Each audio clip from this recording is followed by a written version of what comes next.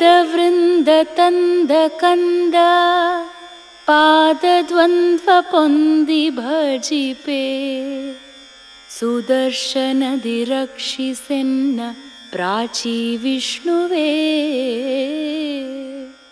ಪ್ರಾಚೀ ವಿಷ್ಣುವೇ. ಶ್ರೀ ಗುರುಭ್ಯೋ ನಮಃ. ಹಯಗ್ರೀವ ಹಯಗ್ರೀವ ಹಯಗ್ರೀವೇತಿ ಯೋ ವದೇತ್ ತಸ್ಯ ನಿಸ್ಸರತೆ ವಾಣಿ ಜಹ್ನುಕನ್ಯಾ ಪ್ರವಾಹವತ್. ಶ್ರೀ ಗುರುಭ್ಯೋ ನಮಃ. ಹರಿ ಓಂ. ಶಾಸ್ತ್ರಗಳಲ್ಲಿ ಭಗವಂತನ ಮಹಿಮೆಯನ್ನು, ಅವನ ಕಾರುಣ್ಯವನ್ನು ಅನೇಕ ರೀತಿಯಿಂದ ವರ್ಣನೆ ಮಾಡಿದ್ದಾರೆ. ಈ ಪ್ರಪಂಚದ ಹುಟ್ಟು, ಇದರ ಉಳಿವು, ಇದರ ಅಳಿವು, ಇದರ ನಿಯಂತ್ರಣ, ಇದೆಲ್ಲವೂ ಅವನ ಕೈಯಲ್ಲಿರುವಂಥದ್ದು. ಹಾಗಾಗಿ ಹೆಜ್ಜೆ ಹೆಜ್ಜೆಗೆ ನಮ್ಮನ್ನು ಕಾಪಾಡಬೇಕಾದವನು ಕೂಡ ಅವನೇ, ರಕ್ಷಣೆ ಮಾಡಬೇಕಾದವನು ಅವನೇ. ಆದ್ದರಿಂದ ಬೆಳಿಗ್ಗೆ ಎದ್ದಾಗಿನಿಂದ ರಾತ್ರಿ ಮಲಗುವವರೆಗೆ, ಹುಟ್ಟಿನಿಂದ ಸಾವಿನವರೆಗೆ ಅನೇಕ ರೀತಿಯಿಂದ ಆ ದೇವರನ್ನು ರಕ್ಷಣೆಗಾಗಿ ನಾವು ಮೊರೆ ಇಡುವಂಥದ್ದು, ಶರಣು ಹೋಗುವಂಥದ್ದು ನಮ್ಮ ಕರ್ತವ್ಯ. ಸೃಷ್ಟಿ ರಕ್ಷಾ ಹೃತಿಜ್ಞಾನ ನಿಯತ್ಯಜ್ಞಾನ ಬಂಧನಾನ್ ಮೋಕ್ಷಂಚ ವಿಷ್ಣುತಶ್ಚೈವ ಜ್ಞಾತ್ವಾ ಮುಕ್ತಿರ್ನ ಚಾನ್ಯಥ ಅಂತ ಭಗವತ್ಪಾದರು ಸೃಷ್ಟಿ, ರಕ್ಷಣೆ, ಸಂಹಾರ ಮುಂತಾದ ಎಲ್ಲವೂ ಭಗವಂತನಿಂದ ನಡೆಯುತ್ತದೆ ಅನ್ನೋದನ್ನು ಮನವರಿಕೆ ಮಾಡಿಕೊಂಡ್ರೇನೆ ಅವನು ಈ ಸಂಸಾರದ ಬಂಧನದಿಂದ ಮುಕ್ತಿಯನ್ನು ಪಡೆಯಲಿಕ್ಕೆ ಅರ್ಹನಾಗ್ತಾನೆ ಅಂತ ಹೇಳ್ತಾರೆ.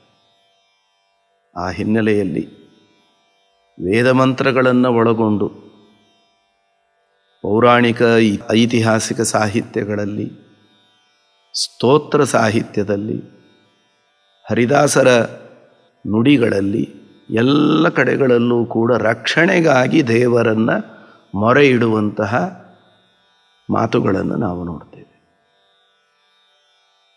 ಯಾಕೆಂದರೆ ದೇವರನ್ನು ಬಿಟ್ಟು ಬೇರೆ ಯಾರನ್ನು ಬೇಡಬೇಕು ನಾವು ರಕ್ಷಣೆಗೆ?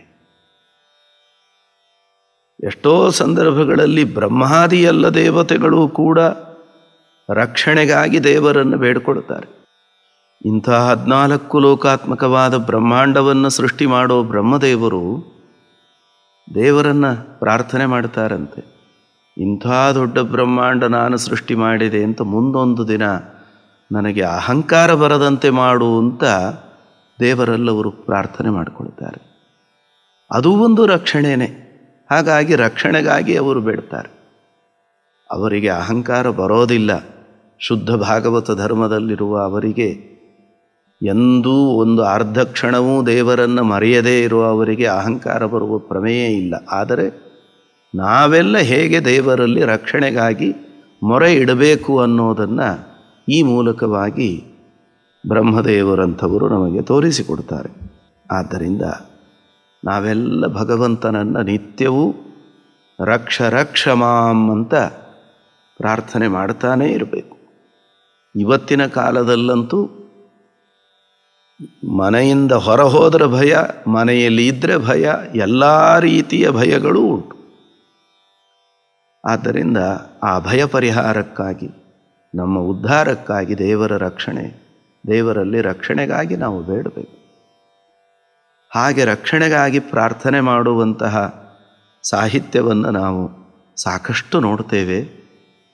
ಅದರಲ್ಲಿ ಸಾಮಾನ್ಯವಾಗಿ ಸ್ತ್ರೀಯರಿಗೆಲ್ಲ ಅನೇಕ ತರಹದ ಕರ್ತವ್ಯಗಳನ್ನು ಬೋಧನೆ ಮಾಡುವ ಕೃತಿಗಳಲ್ಲಿ ಒಂದು ವಿಷ್ಣು ಪಂಜರ ಸ್ತೋತ್ರ ಅಂತ ಸಂಪ್ರದಾಯದಲ್ಲಿ ಪ್ರಾಚೀನ ಕಾಲದಿಂದಲೂ ಹಿರಿಯ ಮುತ್ತೈದೆಯರು ಹೇಳಿಕೊಂಡು ಬಂದಂತಹ ಸ್ತೋತ್ರ. ಆದರೆ ಇತ್ತೀಚಿನ ಕಾಲದಲ್ಲಿ ಸ್ವಲ್ಪ ಮರೆಯಾಗಿರುವಂತಹ, ಜನಮಾನಸದಿಂದ ದೂರ ಆಗಿರಬಹುದಾದಂತಹ ಒಂದು ಸ್ತೋತ್ರ ವಿಷ್ಣು ಪಂಜರ ಸ್ತೋತ್ರ ಅಂತ. ಹೆಸರೇ ಹೇಳೋ ಹಾಗೆ ಪಂಜರ, ಪಂಜರದ ಒಳಗಿರುವ ಗಿಳಿ ಮುಂತಾದವುಗಳು ಹೇಗೆ ರಕ್ಷಣೆಯನ್ನು ಹೊಂದಿರ್ತಾವೆ, ಹಾಗೆ ವಿಷ್ಣು ತನ್ನ ರೂಪ ತನ್ನ ನಾಮಗಳೆಂಬ ಪಂಜರದ ಒಳಗೆ ನಮ್ಮನ್ನಿಟ್ಟು ನಮ್ಮನ್ನು ಕಾಪಾಡಲಿ ಅನ್ನೋ ದೃಷ್ಟಿಯಿಂದ ವಿಷ್ಣು ಪಂಜರ ಸ್ತೋತ್ರ ಅನ್ನುವ ಮಾತು ತುಂಬ ಅನ್ವರ್ಥಕವಾದದ್ದು. ಈ ಕೃತಿಯ ರಚನೆ ಮಾಡಿದವರ ಬಗ್ಗೆ ಹೆಚ್ಚು ಪ್ರಸಿದ್ಧಿ ಇಲ್ಲದೆ ಹೋದರೂ ಕೂಡ ಒಳ್ಳೆ ಶಾಸ್ತ್ರೋಕ್ತವಾದ ಭಾಗವತದ ನಾರಾಯಣ ವರ್ಮವನ್ನು ನೆನಪಿಸಿಕೊಡುವಂತೆ ಇರುವ ಒಂದು ಅಪೂರ್ವವಾದಂತಹ ಕನ್ನಡ ಭಾಷೆಯಲ್ಲಿರುವಂತಹ ಸ್ತೋತ್ರ ಈ ವಿಷ್ಣು ಪಂಜರ ಸ್ತೋತ್ರ. ಅದರಲ್ಲಿ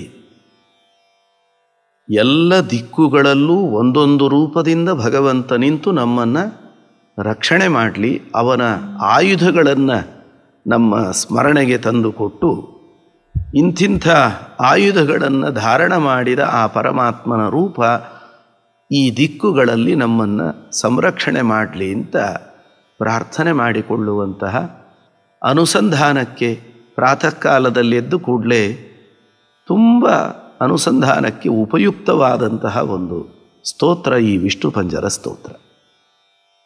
ವೇದವೃಂದ ತಂದ ಕಂದ ಪಾದದ್ವಂದ್ವ ಪೊಂದಿ ಭಜಿಪೆ ಸುದರ್ಶನದಿ ರಕ್ಷಿಸೆನ್ನ ಪ್ರಾಚಿ ವಿಷ್ಣುವೇ. ನೀನು ಸೃಷ್ಟಿಯ ಆರಂಭದಲ್ಲಿ ಹಯಗ್ರೀವ ಎಂಬ ಹೆಸರಿನ ಅಸುರ ವೇದಗಳನ್ನು ಅಪಹರಣ ಮಾಡಿದಾಗ ಅವನನ್ನು ಸಂಹರಿಸಿ ವೇದಗಳನ್ನು ಮತ್ತೆ ತಂದುಕೊಟ್ಟವನು. ಆ ವೇದಗಳಿಂದ ತತ್ವಜ್ಞಾನ ಯಜ್ಞಯಾಗಾದಿಗಳ ಮಾರ್ಗದರ್ಶನ ಎಲ್ಲವೂ ಮತ್ತೆ ಮುಂದುವರಿಯುವಂತೆ ಮಾಡಿದವನು. ಆದ್ದರಿಂದ ಅಂತಹ ವೇದವೃಂದವನ್ನು ತಂದುಕೊಟ್ಟ ಕಂದ ನೀನು. ಕಂದ ಅಂದರೆ ಅಂದರೆ ಸುಖ, ಸುಖವನ್ನು ಕೊಡುವವನು. ಅಂತಹ ನಿನ್ನ ಪಾದದ್ವಂದ್ವ ಪೊಂದಿ ಭಜಿಪೆ, ನಿನ್ನ ಪಾದಕಮಲಗಳಿಗೆ ಶರಣಾಗತನಾಗಿ ಸೇವೆ ಮಾಡ್ತಾ ಇದ್ದೇನೆ. ಪೂರ್ವ ದಿಕ್ಕಿನಲ್ಲಿ ಸುದರ್ಶನ ಚಕ್ರಧಾರಿಯಾಗಿ ನಿಂತುಕೊಂಡಂತಹ ನೀನು ನನ್ನನ್ನು ರಕ್ಷಣೆ ಮಾಡು ಅಂತ ಆ ವಿಷ್ಣುವನ್ನು ಇಲ್ಲಿ ಪ್ರಾರ್ಥನೆ ಮಾಡ್ತಾ ಇದ್ದಾರೆ.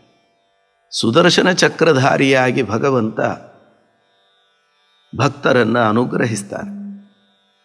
ಸುದರ್ಶನ ಚಕ್ರಕ್ಕೆ 1000 ಹರಿತವಾದ ಅಲಗುಗಳಿದೆ.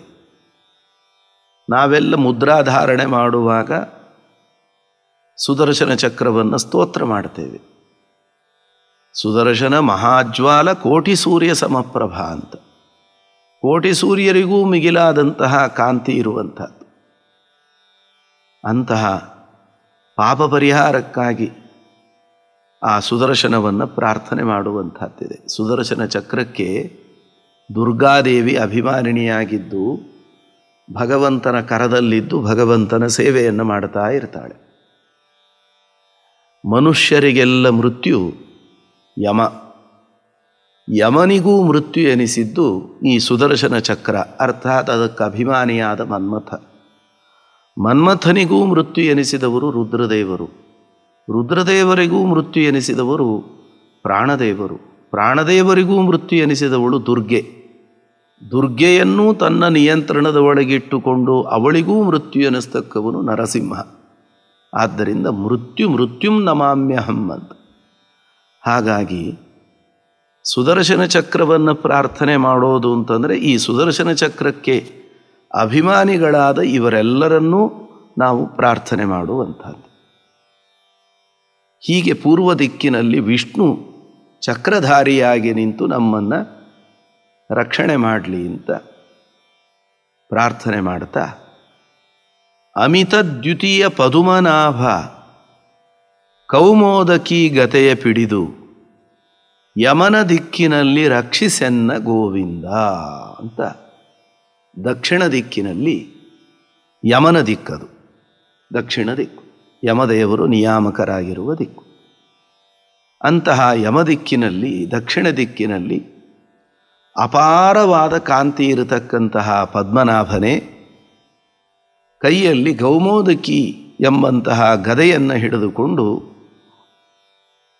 ನಮ್ಮನ್ನು ರಕ್ಷಣೆ ಮಾಡುವಂತ ಆ ಭಗವಂತನನ್ನು ಪ್ರಾರ್ಥನೆ ಮಾಡ್ತಾ ಇದ್ದಾರೆ.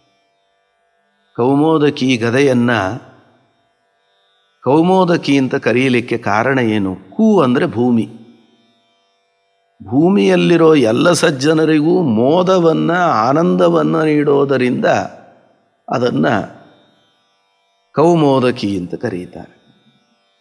ಅಂತಹ ಕೌಮೋದಕಿ ಗದೆಗೆ ಗದಾತು ವಾಯುರ್ಬಲ ಸಂವಿದಾತ್ಮ ಅಂತ ಜ್ಞಾನ ಬಲಗಳ ಸ್ವರೂಪರಾದಂತಹ ಮುಖ್ಯ ಪ್ರಾಣದೇವರು ಈ ಗದೆಗೆ ಅಭಿಮಾನಿಗಳು.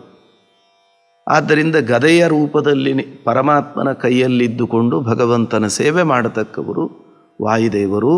ಆದ್ದರಿಂದ ಕೌಮೋದಕಿ ಗದೆಯನ್ನು ಹಿಡಿದು ನಮ್ಮನ್ನು ರಕ್ಷಣೆ ಮಾಡು ಅಂತಂದರೆ ಆ ಗದಾ ಅಭಿಮಾನಿಗಳಾದ ವಾಯುದೇವರ ಮೂಲಕವಾಗಿ ನಮ್ಮನ್ನು ರಕ್ಷಣೆ ಮಾಡುವಂಥ ಪ್ರಾರ್ಥನೆ.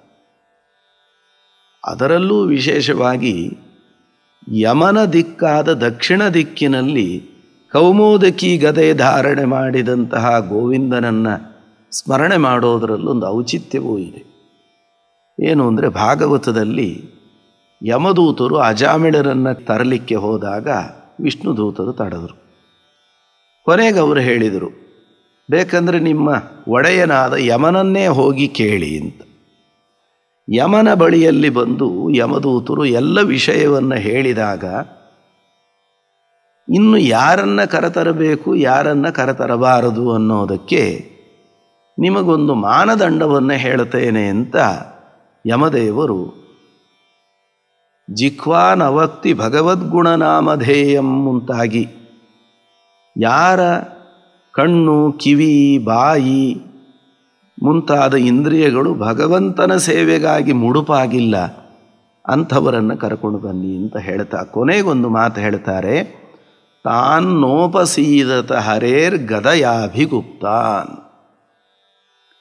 ಯಾರು ಈ ಎಲ್ಲ ಇಂದ್ರಿಯಗಳನ್ನು, ಶರೀರವನ್ನು ಭಗವಂತನ ಸೇವೆಗಾಗಿ ಮುಡುಪಿಟ್ಟಿರ್ತಾರೆ, ಇಂಥವರನ್ನು ರಕ್ಷಣೆ ಮಾಡಲಿಕ್ಕೆ ಅಂತ ಭಗವಂತನ ಗದೆ ಯಾವಾಗಲೂ ಸಿದ್ಧವಾಗಿರುತ್ತದೆ. ಗದೆಯಿಂದ ರಕ್ಷಿತರಾದವರ ಸಮೀಪಕ್ಕೂ ನೀವು ಸುಳಿಯಬೇಡಿ ಅಂತ ಯಮ ತನ್ನ ಭಟರಿಗೆ ಆದೇಶವನ್ನು ಮಾಡಿದ ಅಂತ. ಅಲ್ಲಿ ಗದೆ ಅಂದರೆ ಯಾವುದು? ಬರೀ ಈ ಕೌಮೋದಕಿ ಗದೆ ಅಲ್ಲ, ಗದೆಗೆ ಅಭಿಮಾನಿಯಾಗಿರತಕ್ಕಂತಹ ಪ್ರಾಣದೇವರ ರಕ್ಷಣೆ ಆ ಭಗವಂತನ ಭಕ್ತರ ಬಗ್ಗೆ ಇರುತ್ತದೆ. ಆದ್ದರಿಂದ ಅಂತಹ ಪ್ರಾಣದೇವರು ಈ ಗದೆಗೆ ಅಭಿಮಾನಿ. ಆದ್ದರಿಂದ ಸ್ವಯಂ ದಕ್ಷಿಣ ದಿಕ್ಪಾಲಕನಾದ ಯಮನೇ ಈ ಗದೆಯ ಮಹಿಮೆಯನ್ನು ವರ್ಣನೆ ಮಾಡಿದ್ದಾನೆ. ಆದ್ದರಿಂದ ದಕ್ಷಿಣ ದಿಕ್ಕಿನಲ್ಲಿ ಗದಾಪಾಣಿಯಾದ ಆ ಪದ್ಮನಾಭ ಅಥವಾ ಗೋವಿಂದ ನಮ್ಮನ್ನು ರಕ್ಷಣೆ ಮಾಡಲಿ ಅಂತ. ಅರುಣ ಕಿರಣ ಚರಣ ಭಜನೆ ಮರಣ ಭಯವ ಹರಣ ಪರಮಪುರುಷ ಹಲದಿ ಪೊರೆಯೋ ಪಶ್ಚಿಮೇಶನೆ ಅಂತ. ಪಶ್ಚಿಮ ದಿಕ್ಕು ವರುಣನ ದಿಕ್ಕು.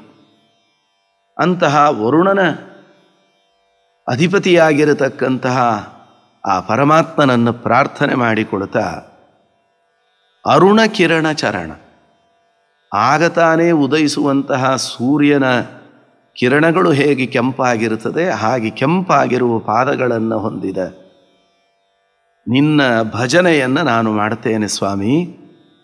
ನನಗೆ ಮರಣ ಭಯವ ಹರಣ, ಮೃತ್ಯುವಿನ ಭಯವನ್ನು ನೀನು ಪರಿಹಾರ ಮಾಡು ಅಂತ. ಯಾಕೆಂದರೆ ಇದೇ ವರುಣ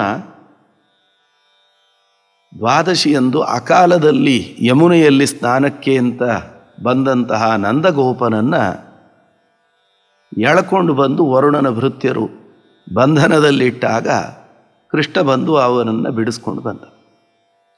ಹಾಗಾಗಿ ನಂದಗೋಪನಿಗೆ ಬಂದ ಮೃತ್ಯುವಿನ ಭಯವನ್ನು ಪರಿಹಾರ ಮಾಡಿದಂತಹ ಪರಮಾತ್ಮ ವರುಣನ ದಿಕ್ಕಿನಲ್ಲಿ ನಿಂತು ನೀನು ನನ್ನನ್ನು ರಕ್ಷಣೆ ಮಾಡು.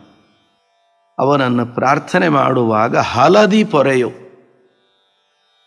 ಹಲ ಅಂದರೆ ನೇಗಿಲು, ಆ ನೇಗಿಲಿನಿಂದ ನಮ್ಮನ್ನು ರಕ್ಷಣೆ ಮಾಡು ಅಂತ. ನೇಗಿಲು ಅನ್ನೋದು ಶೇಷದೇವರ ಆಯುಧ, ಬಲರಾಮನ ಆಯುಧ ಅಂತ ಕೇಳ್ತೇವೆ. ಆದರೆ ಅದು ಭಗವಂತನ ಆಯುಧವೂ ಹೌದು. ಷೋಡಶ ಬಾಹುಗಳನ್ನು ಒಳಗೊಂಡ ನರಸಿಂಹದೇವರನ್ನು ವರ್ಣನೆ ಮಾಡುವಾಗ ಅಲ್ಲಿ ಹಲವನ್ನು ಕೂಡ ಆಯುಧವನ್ನಾಗಿ ವರ್ಣನೆ ಮಾಡೋದುಂಟು. ಚತುರ್ವಿಂಶತಿ ರೂಪಗಳಲ್ಲೂ ಹಲವನ್ನು ಆಯುಧವನ್ನಾಗಿ ವರ್ಣನೆ ಮಾಡೋದುಂಟು. ಆದ್ದರಿಂದ ಪಶ್ಚಿಮ ದಿಕ್ಕಿನಲ್ಲಿ ಹಲಧರನಾಗಿ ಪರಮಾತ್ಮ ನಿಂತು ನಮ್ಮನ್ನು ರಕ್ಷಣೆ ಮಾಡಲಿ ಅಂತ ಪ್ರಾರ್ಥನೆ ಮಾಡ್ತಾ, ಚಂಡ ದಂಡಧಾರಿ ಭಟರ ಮಂಡೆ ಒಡೆಯುವ ಮುಸಲ ಪಿಡುದು ಪುಂಡರೀಕ ನಯನ ಪೊರೆಯೋ ಉತ್ತರಾಸ್ಯದಿ. ಆನಂತರ ಉತ್ತರ ದಿಕ್ಕಿನಲ್ಲಿ ಕೈಯಲ್ಲಿ ಮುಸಲ ಅಂದರೆ ವನಕೆಯನ್ನು ಧಾರಣ ಮಾಡಿದಂತಹ ಆ ಪರಮಾತ್ಮನನ್ನು, ಪುಂಡರೀಕಾಕ್ಷನನ್ನು ಪ್ರಾರ್ಥನೆ ಮಾಡಿಕೊಳ್ತಾ, ಆ ವನಕೆ ಮಂಡೆ ಒಡೆಯುವಂಥದ್ದು. ಯಾರ ಮಂಡೆ? ಚಂಡ ದಂಡಧಾರಿ ಭಟರು, ಅಂದರೆ ಪ್ರಚಂಡವಾದ ಶಿಕ್ಷೆಯನ್ನು ನೀಡತಕ್ಕವನು ಯಮ. ಆ ಯಮನ ಭಟರ ಮಂಡೆಯನ್ನೇ ಒಡೆಯುವಂತಹ ವನಕೆಯನ್ನು ಧಾರಣ ಮಾಡಿದ್ದಾನೆ ಆ ಪರಮಾತ್ಮ ಪುಂಡರೀಕಾಕ್ಷ.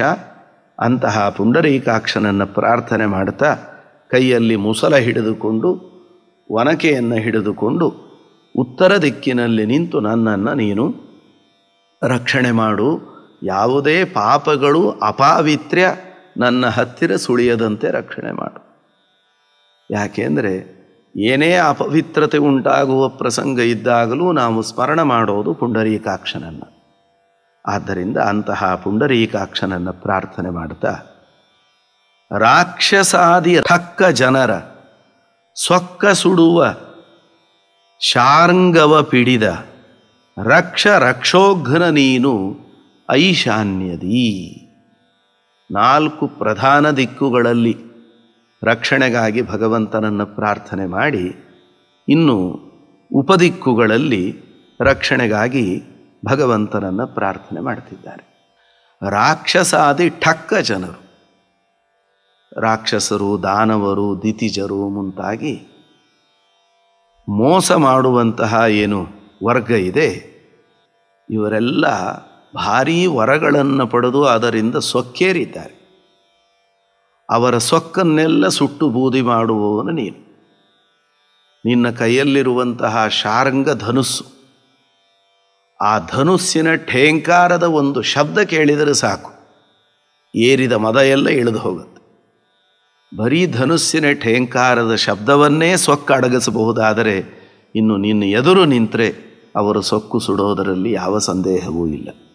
ಆದ್ದರಿಂದ ಅಂತಹ ರಕ್ಷೋಘ್ನ ನೀನು, ಈ ಎಲ್ಲ ರಾಕ್ಷಸರನ್ನೂ ಕೂಡ ಸಂಹಾರ ಮಾಡತಕ್ಕವನು ನೀನು. ರಾಕ್ಷೋಘ್ನ ಮಂತ್ರಗಳು ಅಂತ ಯಜುರ್ವೇದದಲ್ಲಿ ಬಹಳ ವಿಶೇಷವಾಗಿರುವಂಥದ್ದು. ಋಗ್ವೇದದಲ್ಲಿ ಅನಿಷ್ಟ ನಿವಾರಣೆ, ಪಾವಿತ್ರ್ಯ ಇವುಗಳಿಗಾಗಿ ಪವಮಾನ ಮಂತ್ರ ಹೇಗೋ ಹಾಗೆ ಯಜುರ್ವೇದದಲ್ಲಿ ವಿಶೇಷವಾಗಿ ರಾಕ್ಷೋಘ್ನ ಮಂತ್ರಗಳು ಶ್ರಾದ್ದಾದಿಗಳಲ್ಲಿರಬಹುದು, ಗೃಹ ಪ್ರವೇಶ ಮುಂತಾದ ಸಂದರ್ಭಗಳಿರಬಹುದು, ಇನ್ನು ಯಾವುದೇ ಕಾಲದಲ್ಲೂ ದುಷ್ಟಶಕ್ತಿಗಳ ನಿವಾರಣೆಗೆ ಆ ರಾಕ್ಷೋಘ್ನ ಮಂತ್ರಗಳು ಬಹಳ ವಿಶೇಷ ಫಲಪ್ರದವಾದದ್ದು. ಆದ್ದರಿಂದ ಆ ಮಂತ್ರ ಪ್ರತಿಪಾದ್ಯನಾಗಿ ರಾಕ್ಷೋಘ್ನ ಎನಿಸಿದಂತಹ ನೀನು ಐಶಾನ್ಯ ದಿಕ್ಕಿನಲ್ಲಿ ನಿಂತುಕೊಂಡು ಇಂತಹ ಎಲ್ಲ ವಂಚಕರಾದ ಅಸುರರು ನಮಗೆ ಬಾಧೆ ಪಡದಂತೆ ರಕ್ಷಣೆ ಮಾಡು. ಅಸುರರು ನಮಗೆ ಬಾಧೆ ಪಡಿಸೋದು ಅಂದರೆ ಇವತ್ತಿನ ಕಾಲದಲ್ಲಿ ಯಾವುದೇ ದುಷ್ಟ ರಾಕ್ಷಸರು ಎದುರು ಬರೋದಿಲ್ಲ. ಆದರೆ ನಮಗೇನು ನಾನಾ ತರಹದ ವಿಷಯ ಪದಾರ್ಥಗಳ ಕಡೆಗೆ ಆಕರ್ಷಣೆ ಉಂಟಾಗ್ತದೆ, ಇದೇ ಒಂದು ಆಸುರಿ ಶಕ್ತಿ. ದೈತ್ಯೇಷು ಅಸಂಗಂ ವಿಷಯಾತ್ಮಕೇಶು ಅಂತ ಪ್ರಹ್ಲಾದರಾಜರು ವರ್ಣನೆ ಮಾಡಿದಂತೆ. ಆದ್ದರಿಂದ ಅಂತಹ ರಕ್ಕಸರ ವಿಷಯ ಪದಾರ್ಥಗಳ ಆಕರ್ಷಣೆಯ ಬಾಧೆ ನಮಗಾಗದಂತೆ ರಕ್ಷಣೆ ಮಾಡುವಂತ ಪ್ರಾರ್ಥನೆ ಮಾಡಿಕೊಳ್ತಾ, ಪಾಂಚಜನ್ಯ ಶಂಖ ಪಿಡಿದು ಪ್ರಾಂಚ ಕುಸುಮ ಕರದಿ ಧರಿಸಿ ಯಜ್ಞ ಕೋಲ ನಮ್ಮನ್ ಹರಿಸು ಆಗ್ನೇಯಾಸ್ಯದಿ ಎಂಬುದಾಗಿ ಪಾಂಚಜನ್ಯ ಶಂಖ ಪಿಡಿದು, ಕೋಲ ಅಂದರೆ ವರಾಹ ರೂಪ, ಅದು ಯಜ್ಞ ಕೋಲ ಅಂತಂದರೆ ತನ್ನ ರೋಮ ಅವಯವಗಳಿಂದಲೇ ಯಜ್ಞಕ್ಕೆ ಬೇಕಾದ ಎಲ್ಲ ಸಾಮಗ್ರಿಗಳನ್ನು ಸೃಷ್ಟಿ ಮಾಡಿಕೊಟ್ಟವನು ವರಾಹರೂಪಿಯಾದ ಪರಮಾತ್ಮ. ಸೂಕರ ರೂಪಕ ದಾನವಶತ್ರೋ ಭೂಮಿ ವಿಧಾರಕ ಯಜ್ಞವರಾಂಗ ಅಂತ ಮಧ್ವಾಚಾರ್ಯರು ದ್ವಾದಶ ಸ್ತೋತ್ರದಲ್ಲಿ ಅವನನ್ನು ಕೊಂಡಾಡಿದ್ದಾರೆ. ಆದ್ದರಿಂದ ಆಗ್ನೇಯ ದಿಕ್ಕಿನಲ್ಲಿ ನಿಂತುಕೊಂಡು ಪಾಂಚಜನ್ಯಧಾರಿಯಾದ ಆ ವರಾಹರೂಪಿಯಾದ ಪರಮಾತ್ಮ, ನೀನು ಇನ್ನೊಂದು ಕೈಯಲ್ಲಿ ಪ್ರಾಂಚ ಕುಸುಮ ಕರದಿ ಧರಿಸಿ, ಆಗ ತಾನೇ ಅರಳಿದಂತಹ ಪುಷ್ಪವನ್ನು ಕೈಯಲ್ಲಿ, ಪದ್ಮವನ್ನು ಕೈಯಲ್ಲಿ ಧಾರಣ ಮಾಡಿದವನು. ಹೀಗೆ ಶಂಖ ಮತ್ತು ಪದ್ಮಗಳನ್ನು ಧರಿಸಿದ ವರಾಹರೂಪಿಯಾದ ಪರಮಾತ್ಮನೇ, ನೀನು ಆಗ್ನೇಯ ದಿಕ್ಕಿನಲ್ಲಿ ನಿಂತು ನಮ್ಮನ್ನು ರಕ್ಷಣೆ ಮಾಡು. ಚರ್ಮ ಖಡ್ಗ ಕವಚ ಪಿಡಿದು ಮರ್ಮರಕ್ಕಸರನ್ನ ಸೀಳ್ದ ನೃಸಿಂಹದೇವ ರಕ್ಷಿಸೆಮ್ಮ ನಿವೃತ್ತಿ ದಿಶೆಯಲಿ. ಮತ್ತೊಂದು ಉಪದಿಕ್ಕಾದ ನೈಋತ್ಯ ದಿಕ್ಕು. ಆ ನೈಋತ್ಯ ದಿಕ್ಕಿನಲ್ಲಿ ನರಸಿಂಹ ನಿಂತು ನಮ್ಮನ್ನು ರಕ್ಷಣೆ ಮಾಡಲಿ ಅಂತ ಇಲ್ಲಿ ಸ್ತೋತ್ರ ಮಾಡ್ತಾ ಇದ್ದಾರೆ. ಒಂದು ಕೈಯಲ್ಲಿ ಚರ್ಮ, ಒಂದು ಕೈಯಲ್ಲಿ ಖಡ್ಗ, ಮತ್ತೊಂದು ಕೈಯಲ್ಲಿ ಕವಚ, ಇವುಗಳನ್ನು ಹಿಡಿದು ರಕ್ಕಸರನ್ನು ಸೀಳಿದವನು, ಮರ್ಮರಕ್ಕಸರನ್ನು, ಯಾವಾಗಲೂ ಕೆಟ್ಟದಾಗಿ ಶಬ್ದವನ್ನು ಮಾಡ್ತಾ ಇರುವಂತಹ ರಾಕ್ಷಸರು, ಅಂತಹ ರಾಕ್ಷಸರನ್ನು ಸೀಳಿರುವಂಥವನು ಆ ನರಸಿಂಹ. ಇಲ್ಲಿ 3 ಕರಗಳಲ್ಲಿ 3 ಆಯುಧಗಳನ್ನು ಹೇಳಿದ್ದಾರೆ, ಚರ್ಮ, ಖಡ್ಗ, ಕವಚ ಅಂತ. ಸೀಳುವ ಉದ್ದೇಶದಿಂದ ಖಡ್ಗ ಬೇಕಾದದ್ದು, ತಮ್ಮನ್ನು ಸೀಳಲಿಕ್ಕೆ ಬೇಕಾದಾಗ ಚರ್ಮ ಮತ್ತು ಕವಚಗಳು ಅದನ್ನು ತಡೆಯಲಿಕ್ಕೆ ಬೇಕಾದದ್ದು. ಆ ದೃಷ್ಟಿಯಿಂದ 3 ಉಲ್ಲೇಖ ಮಾಡಿದ್ದಾರೆ. ಅದರರ್ಥ ನರಸಿಂಹದೇವರು 3 ಆಯುಧಗಳನ್ನು ಧಾರಣೆ ಮಾಡಿದ್ದಾರೆ ಅಂತಲ್ಲ. ವ್ಯಾದ್ಯನಂತಾಂತ ಬಾಹುಕಃ ಅಂತ 2 ಬಾಹುಗಳಿಂದ ಆರಂಭ ಮಾಡಿಕೊಂಡು ಅನಂತ ಬಾಹುಗಳನ್ನು ಭಗವಂತನ ರೂಪಗಳಲ್ಲಿ ನಾವು ಚಿಂತನೆ ಮಾಡಬಹುದು, ಅವರವರ ಯೋಗ್ಯತಾನುಸಾರವಾಗಿ. ಆದ್ದರಿಂದ ಇಲ್ಲಿ ಪರಮಾತ್ಮನ ನರಸಿಂಹ ರೂಪವನ್ನು ಆ ರೀತಿಯಲ್ಲಿ ಖಡ್ಗ, ಚರ್ಮ, ಕವಚಗಳನ್ನು ಧಾರಣ ಮಾಡಿದ ರೂಪವನ್ನು ಚಿಂತನೆ ಮಾಡ್ತಾ ನೈಋತ್ಯ ದಿಕ್ಕಿನಲ್ಲಿ ನಮ್ಮನ್ನು ರಕ್ಷಣೆ ಮಾಡಲಿ ಅಂತ ಪ್ರಾರ್ಥಿಸಿ, ಶ್ವೇತಕಾಯ ಧೂತಮಾಯ ವತ್ಸ ವೈಜಯಂತೀಕಾಯ ವ್ಯಾಪ್ತ ಹಯವದನ ಕಾಯೋ ವಾಯು ದಿಶೆಯಲಿ ಅಂತ ವಾಯವ್ಯ ದಿಕ್ಕಿನಲ್ಲಿ ಹಯಗ್ರೀವ ರೂಪಿಯಾದ ಪರಮಾತ್ಮ ನಮ್ಮನ್ನು ರಕ್ಷಣೆ ಮಾಡಲಿ ಅಂತ ಪ್ರಾರ್ಥನೆ ಮಾಡ್ತಾ ಇದ್ದಾರೆ. ಶ್ವೇತಕಾಯ, ಶುಭ್ರವಾದ ಶರೀರ. ಧೂತಮಾಯ, ಅದೇನೋ ಕುದುರೆ ರೂಪ ಬಂದಿದೆ ಅಂಥೇಳಿ ಯಾವುದೋ ಪಾಪದಿಂದ ಬಂದದ್ದಲ್ಲ, ತನ್ನ ಸಂಕಲ್ಪದಿಂದಲೇ ಅಂತಹ ಅದ್ಭುತವಾದ ಹಯಗ್ರೀವ ರೂಪವನ್ನು ಪರಮಾತ್ಮ ತಾಳಿದ್ದಾನೆ.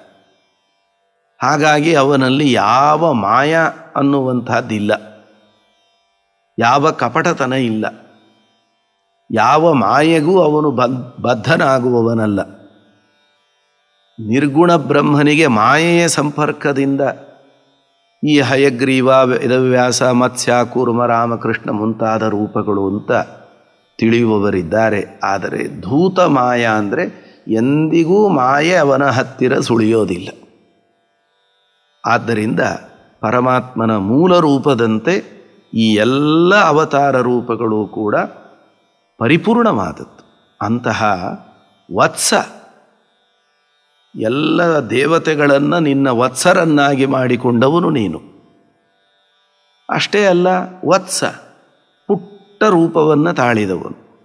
ವೈಜಯಂತಿ ಕಾಯ, ಆಜಾನುಲಂಬಿಮಾಲಾ ವೈಜಯಂತಿ ಇತಿ ಉಚ್ಯತೆ ಅಂತ ಕೊರಳಲ್ಲಿ ಹಾಕಿದರೆ ಮೊಣಕಾಲಿನವರೆಗೂ ಇಳಿದಿರುವಂತಹ ಮಾಲೆಯನ್ನು ವೈಜಯಂತಿ ಮಾಲಾ ಅಂತ ಕರೆಯುತ್ತಾರೆ. ಅಂತಹ ವೈಜಯಂತಿ ಮಾಲೆಯಿಂದ ಅಲಂಕೃತವಾದ ಶರೀರ ಹೊಂದಿದ ಸರ್ವತ್ರ ವ್ಯಾಪ್ತನಾದ ಹಯಗ್ರೀವ ವಾಯವ್ಯ ದಿಕ್ಕಿನಲ್ಲಿ ನಿಂತು ನಮ್ಮನ್ನು ರಕ್ಷಣೆ ಮಾಡು. ಖನನ ಜನನ ಮರಣ ದೂರ ವಿನತೆ ಸುತನ ಬೆನ್ನವೇರಿ ಜನನ ತರಿವ ದೇವಕಾಯೋ ಶ್ರೀ ಜನಾರ್ದನ ಅಂತ 4 ಉಪದಿಕ್ಕುಗಳಲ್ಲೂ ಭಗವಂತನ ರೂಪಗಳ ಪ್ರಾರ್ಥನೆಯಾಯಿತು. ಇನ್ನು ವಿಶೇಷವಾಗಿ ನಮಗೆ ಮತ್ತೆ ಮತ್ತೆ ಜನನ ಮರಣಗಳು ಬರದಂತೆ ನಮ್ಮನ್ನು ರಕ್ಷಣೆ ಮಾಡುವಂತ ಪ್ರಾರ್ಥನೆ ಮಾಡ್ತಿದ್ದಾರೆ. ಖನನ ಅಗೆಯೋದು, ಭೂಮಿಯನ್ನು ಅಗೆಯುತ್ತೇವೆ, ಆಗ ಭೂಮಿ ಸೀಳುತ್ತದೆ.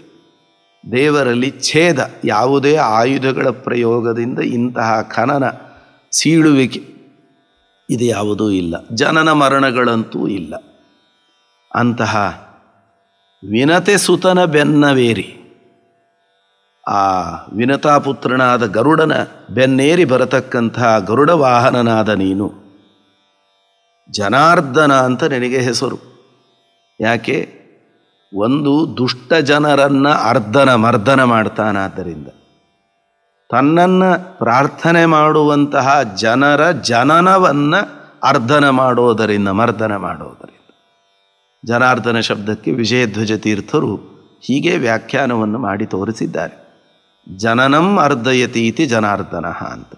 ಆದ್ದರಿಂದ ಜನನ ತರಿವ ದೇವ ಶ್ರೀ ಜನಾರ್ದನ ಕಾಯೋ ಅಂತ ನಮಗೆ ಮತ್ತೆ ಮತ್ತೆ ಈ ಸಂಸಾರದಲ್ಲಿ ಜನನ ಆಗದಂತೆ ಜನನವನ್ನು ಪರಿಹಾರ ಮಾಡುವಂತಹ ಜನಾರ್ದನ, ಹಾಗೆ ನಮ್ಮನ್ನು ಮತ್ತೆ ಹುಟ್ಟದಂತೆ ರಕ್ಷಣೆ ಮಾಡು ಅಂತ ಪ್ರಾರ್ಥನೆ.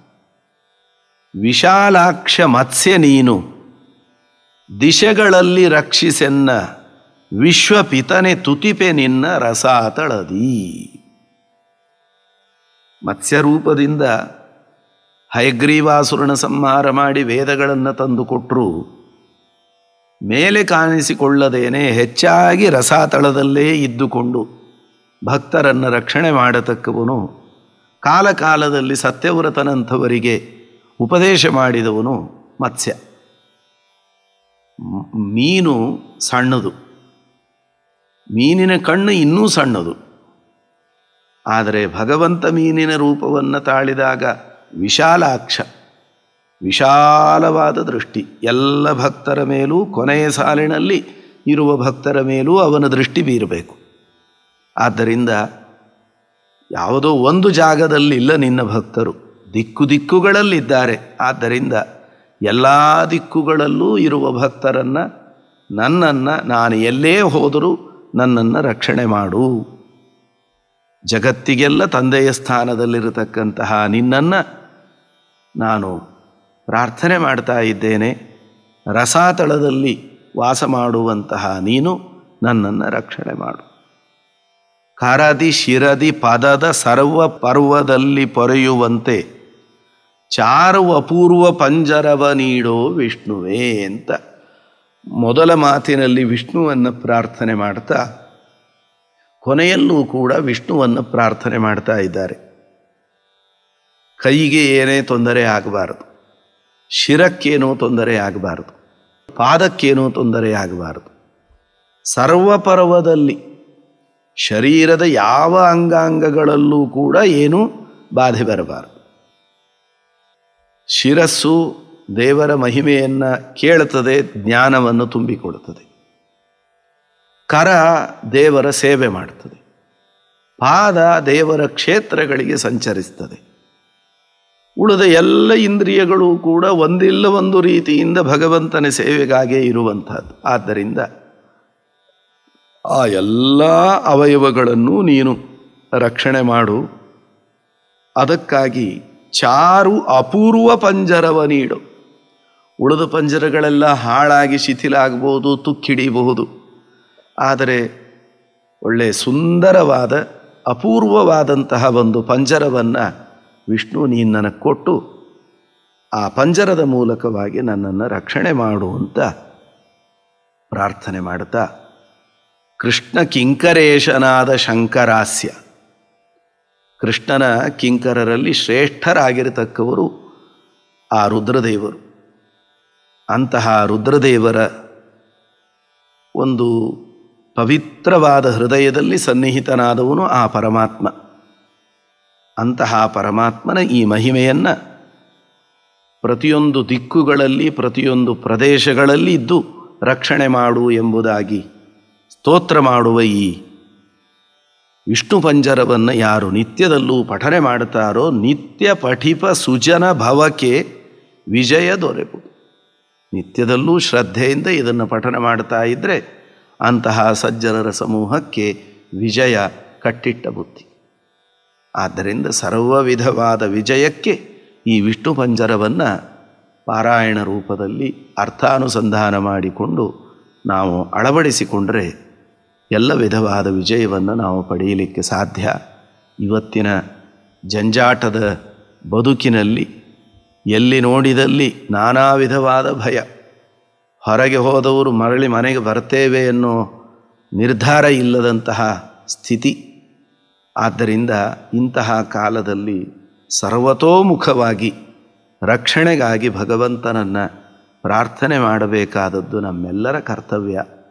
ಆ ಹಿನ್ನೆಲೆಯಲ್ಲಿ ಈ ವಿಷ್ಣು ಪಂಜರದ ಒಂದು ಸ್ತೋತ್ರದ ಪ್ರಸ್ತುತಿ ಈ ಸಂದರ್ಭದಲ್ಲಿ ತುಂಬ ಅವಶ್ಯಕವಾದದ್ದು. ಇಂತಹ ವಿಷ್ಣು ಪಂಜರದ ಮೂಲಕ ಒಂದು ಅಪರೂಪದ, ಇತ್ತೀಚಿನ ವರ್ಷಗಳಲ್ಲಿ ಜನಮಾನಸದಿಂದ ಮರೆಯಾದ ಈ ಕೃತಿಯನ್ನು ಮತ್ತೆ ಜನರಿಗೆ ಪರಿಚಯಿಸಿ ಅದನ್ನು ಅನುಸಂಧಾನದಲ್ಲಿ ತಂದುಕೊಳ್ಳುವಂತೆ ಮಾಡಿದ್ದು ನಮ್ಮ ನಾಡಿನ ಹೆಸರಾಂತ ಪ್ರಸಾರಣ ಸಂಸ್ಥೆ ಜ್ಞಾನಗಮ್ಯ ಪ್ರಸಾರಣ. ನಾನಾ ವಿಷಯಗಳ ಬಗ್ಗೆ, ಶಾಸ್ತ್ರೀಯ ಚಿಂತನೆಗಳ ಬಗ್ಗೆ ತಿಳಿಯಾಗಿ ಜನರಿಗೆ ತಿಳಿಸಿಕೊಡುವಂತಹ ಒಂದು ಪ್ರಯತ್ನ ನಡೀತಾ ಇದೆ. ಅಂತಹ ಆ ಜ್ಞಾನಗಮ್ಯ ಪ್ರಸರಣ ಸಂಸ್ಥೆಯವರನ್ನು ಹಾಗೂ ಈ ಜ್ಞಾನ ಕಾರ್ಯದ ಸೇವೆಯನ್ನು ನಡೆಸಿದವರು AR ಸುಧೀಂದ್ರ ಹಾಗೂ ಅವರ ಪರಿವಾರದವರು. ಅವರಿಗೂ ಈ ವಿಷ್ಣು ಪಂಜರ ಪ್ರತಿಪಾದ್ಯನಾದ ಶ್ರೀಹರಿ ಸರ್ವತೋಮುಖವಾದ ರಕ್ಷಣೆಯನ್ನು ಕೊಟ್ಟು ಅನುಗ್ರಹಿಸಲಿ ಅಂತ ಪ್ರಾರ್ಥನೆಯನ್ನು ಮಾಡೋಣ. ಮತ್ತೆ ವೇದ ವೃಂದ ತಂದ ಕಂದ ಪಾದದ್ವಂದ್ವ ಪೊಂದಿ ಭಜಿಪೆ ಸುದರ್ಶನದಿ ರಕ್ಷಿಸೆನ್ನ ಪ್ರಾಚೀ ವಿಷ್ಣುವೇ ಪ್ರಾಚೀ ವಿಷ್ಣುವೇ. ಅಮಿತ ದ್ಯುತಿಯ ಪದುಮನಾಭ ಕೌಮೋದಕಿ ಗದೆಯ ಪಿಡಿದು ಯಮನ ದಿಕ್ಕಿನಲ್ಲಿ ರಕ್ಷಿಸೆನ್ನ ಗೋ